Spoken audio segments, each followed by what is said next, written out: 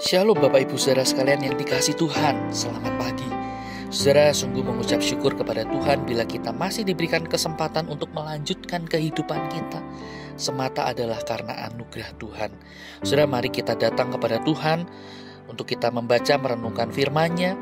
Biarlah firman Tuhan boleh menolong, menuntun hidup kita untuk terus berjalan di dalam kebenaran dan kehendak Tuhan. Saudara, mari kita berdoa sebelum membaca merenungkan firman-Nya. Tuhan, kami mengucap syukur untuk segala kebaikan-Mu di dalam kehidupan kami. Kami sungguh bersukacita, kami punya Allah seperti Engkau, Allah yang setia, Allah yang baik, Allah yang tidak pernah meninggalkan perbuatan tangannya. Bahkan di dalam kegagalan kami, kelemahan kami, Engkau tidak membuang hidup kami, melainkan Engkaulah yang menopang dan senantiasa terus berbicara melalui firman-Mu untuk menuntun kami di dalam jalan kebenaran firman Tuhan. Tuhan, saat ini kami hendak membaca merenungkan firman-Mu, berikan kami hikmat, tolong kami untuk melakukan firman-Mu, dan biarlah hidup kami berkenan di hadapan Tuhan. Demi Kristus Yesus kami berdoa dan mengucap syukur. Amin.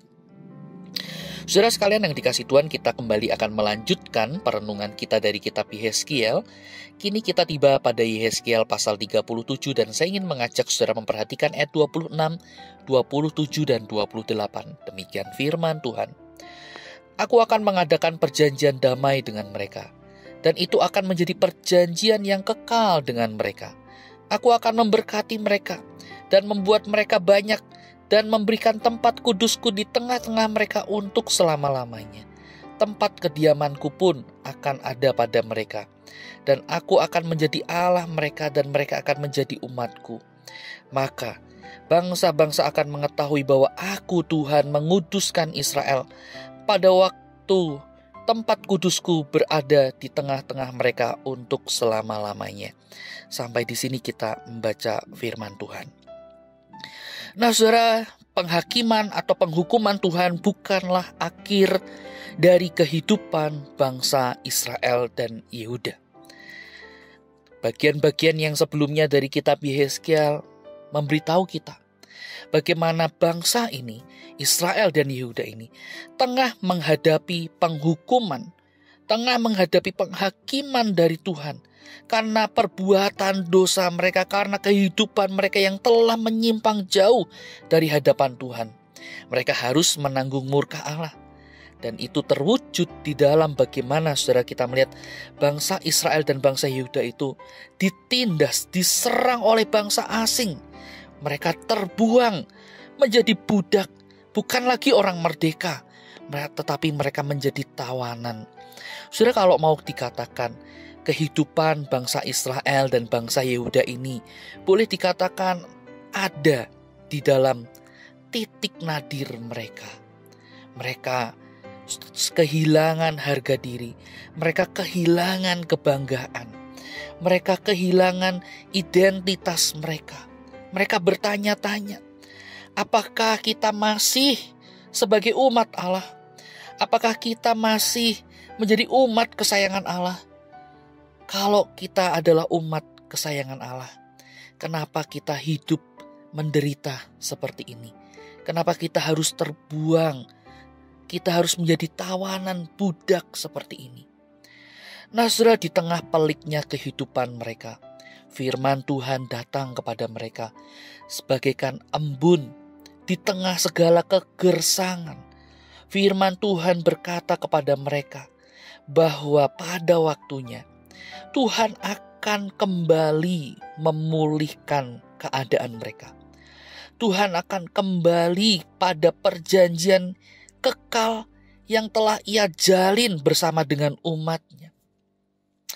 Bangsa Israel dan bangsa Yehuda dikatakan mereka akan dibawa kembali ke tanah perjanjian yang Tuhan telah sediakan bagi mereka. Dan mereka akan dipersatukan di dalam Tuhan.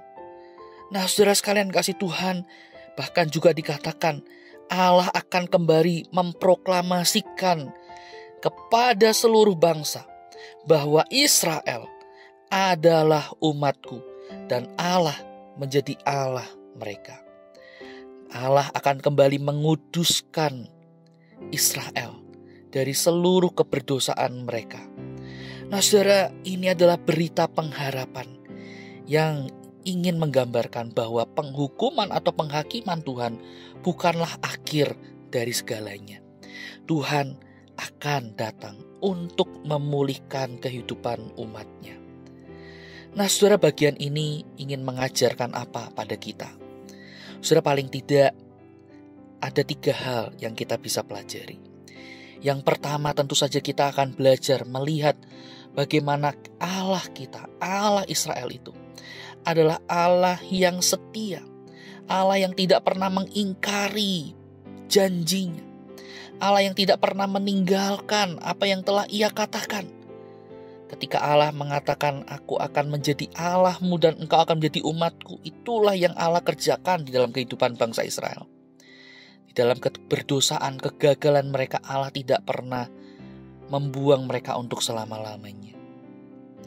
Dan yang kedua, saudara, kita belajar bagian ini. Bagaimana saudara, bagian ini juga mengantisipasi kedatangan Tuhan Yesus. Yaitu bagaimana kita melihat Allah yang hadir di tengah umatnya. Allah yang mengerti apa yang menjadi pergumulan dari umatnya. Saudara, kehadiran Allah di tengah kehidupan umatnya sungguh menjadi bukti bagaimana Tuhan memelihara, Tuhan menuntun, Tuhan menolong umatnya di tengah kegagalan, di tengah titik nadir yang mereka alami. Tuhan ada, Tuhan peduli kepada umatnya. Dan yang ketiga, saudara, bagian ini juga memberitahu kita bagaimana nubuatan Allah yang mempersatukan umat ini, saudara, itu tengah digenapi di dalam kehadiran gereja.